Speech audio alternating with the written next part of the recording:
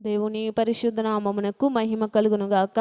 ఆమేన్. ఈరోజు ఈ వాక్యాన్ని వింటున్న మీ అందరికీ మన ప్రభు అయిన యేసుక్రీస్తు పరిశుద్ధ నామములో వందనములు శుభములు తెలియజేయుచున్నాను. అందరికీ వందనాలండి. వాక్యం మనం చదువుకుందాము. ఫిలిప్పీయులకు రాసిన పత్రిక 3వ అధ్యాయము 13వ వచనం మనం చదువుకుందాం. సహోదరులారా, నేను ఇదివరకే పట్టుకొని ఉన్నానని తలంచుకొనను, అయితే ఒకటి చేయుచున్నాను, వెనుకున్న వాటిని మరచి ముందున్న వాటి కొరకై వేగిరపడుదును. పరిశుద్ధ వాక్యము దేవుడు దీవించును గాక. ఆమేన్. ఈరోజు వాక్యం ద్వారా ప్రభు మనతో మాట్లాడుతున్నారు. మనము ఎలా ఉండాలని ప్రభు చెప్తున్నారు అని అంటే, వెనుకున్న వాటిని మరిచి ముందున్న వాటి కొరకు మనం సాగిపోవాలని ప్రభు వాక్యం ద్వారా మనతో మాట్లాడుతున్నారు. ఈరోజు చాలామంది ఎంతసేపు వెనుకున్న వాటి వైపే చూస్తారు, వెనుకున్న వాటిని విడిచిపెట్టరు. దేవుడు చెప్తున్నాడు కదా, నువ్వు వెనుకున్న వాటిని విడిచిపెడితేనే ముందున్న వాటి కొరకు సాగగలవు. ముందు ప్రభు చెప్తున్నారు కదా, నీ ముందున్న దాని కొరకు సాగు అని ప్రభు చెప్తున్నారు. మనము వెనుకున్న వాటిని మరచి ముందున్న వాటి కొరకు మనం సాగేవారుగా మనము ఉండాలి. ఆ ముందున్నది ఏంటి అని దేవుని వాక్యం చదివితే మనం 14వ వచనంలో ఆ మాట రాయబడి ఉంది కదా, క్రీస్తు యేసునందు దేవుని ఉన్నతమైన పిలుపునకు కలుగు బహుమానము పొందవలెనని గురి యొద్దకే పరిగెత్తుచున్నాను.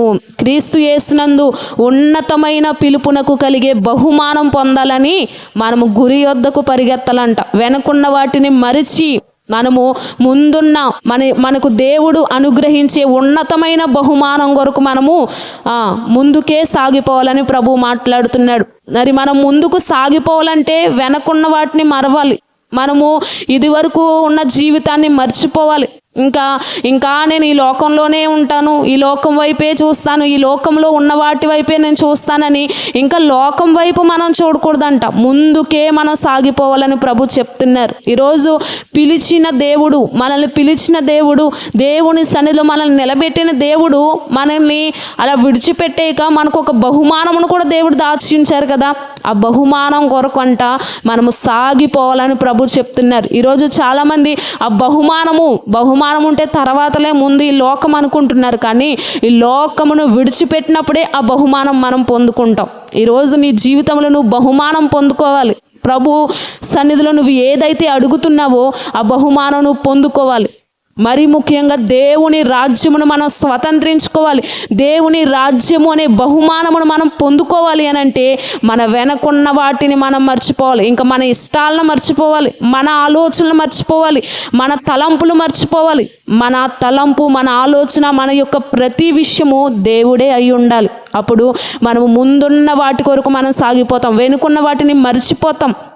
ఈరోజు మనం వెనకున్న వాటి వైపు వెనక్కి తిరిగి చూసి ఇంకా వెనకున్న వాటి వైపు ఆనందిస్తూ వెనకున్న వాటిని చూసి సంతోషపడుతూ మనం ఉండక ముందున్న దాని కొరకు మనం సాగిపోతే కనుక దేవుడిచ్చే బహుమానమును మనం స్వతంత్రించుకుంటాం. ఈరోజు దేవుని సన్నిధిలో ఈ వాక్యాన్ని వింటున్న నువ్వు బహుమానమును సంపాదించుకోవాలి, దేవుని రాజ్యమును నువ్వు సంపాదించుకోవాలి. అలాగే నువ్వు ఏ కొరతతో, ఏ కష్టముతో, ఏ శోధనతో నువ్వు ఉన్నావో ఆ యొక్క బహుమానం దేవుడిచ్చే ఆ కార్యము నువ్వు సంపాదించుకోవాలి, నువ్వు పొందుకోవాలి అని అంటే నీ వెనకున్నవి, నీ చుట్టూ ఉన్నవి నువ్వు ఏది అయితే విడిచిపెట్టలేకపోతున్నావో దాన్ని కనుక నువ్వు విడిచిపెట్టినట్లయితే దేవుని బహుమానము నువ్వు సంపాదించుకుంటావు. ఈరోజు దాన్ని విడిచిపెట్టి మనం ముందుకు సాగగలిగితే దేవుని బహుమానం మనం సంపాదించుకుంటాం. కనుక ఈరోజు ప్రభు మాట్లాడుతున్నారు, వెనకున్న వాటిని మరిచి ముందున్న వాటి కొరకే మీరు సాగిపోండి. దేవుడు మన కొరకు బహుమానమును రెడీగా ఉంచారు. కానీ మనం అది పొందుకోపోవడానికి కారణం ఏంటంటే ఇంకా విడిచిపెట్టలేనిది ఏదో ఉంది.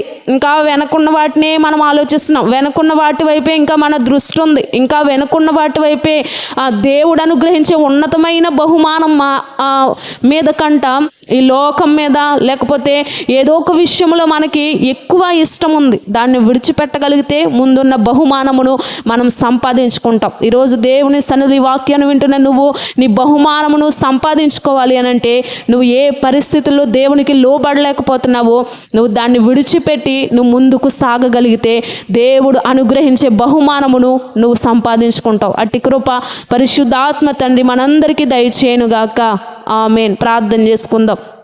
పరిశుద్ధుడైన మా తండ్రి, నీ ఘనమైన నామమునకు వందనాలు, కృతజ్ఞతలు చెల్లిస్తున్నాను. ఈరోజు వాక్యం ద్వారా మాట్లాడారు ప్రభు, నీకు స్తోత్రాలు అయ్యా. వెనుకున్న వాటిని మరిచి ముందున్న వాటికై మీరు సాగిపోండి మాట్లాడారు. మేము వెనుకున్న వాటిని మరచి అయ్యా ఇదిగో వెనక ప్రభు అయ్యా, వెనక జీవితంలో చేసిన వాటిని అయ్యా, చూసిన వాటిని, విన్న వాటిని మరిచి ముందున్న వాటి కొరకే సాగిపోయే కృప మీరు మాకు అనుగ్రహించి మేలు చేయమని ప్రార్థిస్తున్నాము తండ్రి. వాక్యాన్ని వింటున్న ప్రతి వారు కూడా ముందుకే సాగిపోయి నీ ఉన్నతమైన బహుమానములు వారు స్వతంత్రించుకోవడానికి, సంపాదించుకోవడానికి మీరు కృప చూపమని యేసు నామమున అడుగుచున్నాను తండ్రి. ఆమేన్.